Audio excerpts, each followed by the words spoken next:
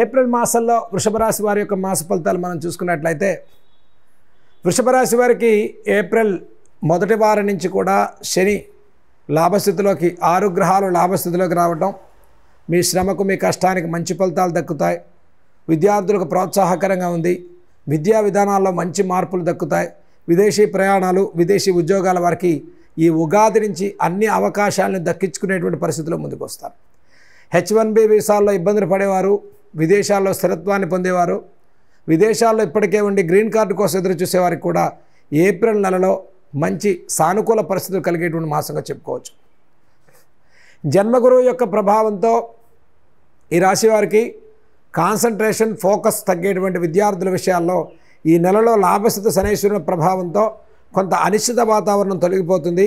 Focus పెంచుకోవడానికి concentration జ్ఞాపక శక్తి పెరిగేటువంటి అవకాశాలు లభిస్తూ ఉన్నాయి. చక్కగా వృషభ రాశి వారు వివాహ ఉద్యోగ విషయాల్లో కూడా సానుకూల పరిస్థితులు కలుగుతాయి. ఈ నెలలో మీరు గురుబలం పెంచుకునేటువంటి పరిహారాలు చేసుకోండి. విద్యార్థులకు బాగుంది. ఉద్యోగస్తులకు నూతన ఉద్యోగ అవకాశాలు లాభిస్తాయి. ఉద్యోగ మార్పులు, స్థాన మార్పులు, నూతన ఉద్యోగ ప్రయత్నాలు లాభించే అవకాశం ఉంది. ఇంటర్వ్యూల్లో చివరిదాకా వచ్చి ఉద్యోగాలు అందక ఇబ్బంది పడేటువంటి వారికి కూడా ఈ మాసంలో మీరు ప్రయత్నం చేయండి. చక్కటి ఉద్యోగ అవకాశాలు వస్తాయి. సినీ కళారంగాల వారికి మంచి అవకాశాలు దక్కుతాయి. కుటుంబంలో ఉన్న అనిశ్చిత వాతావరణం తొలగిపోతుంది.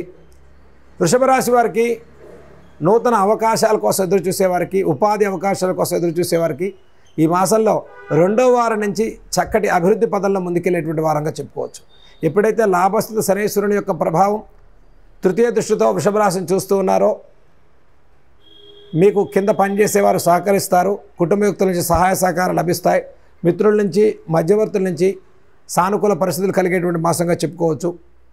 వ్యవసాయ రంగాల వారికి సానుకూల పరిస్థితులు ఉంటాయి. సినీ కళారంగాల వారికి ప్రోత్సాహకరమైనటువంటి మాసంగా చెప్పుకోవచ్చు.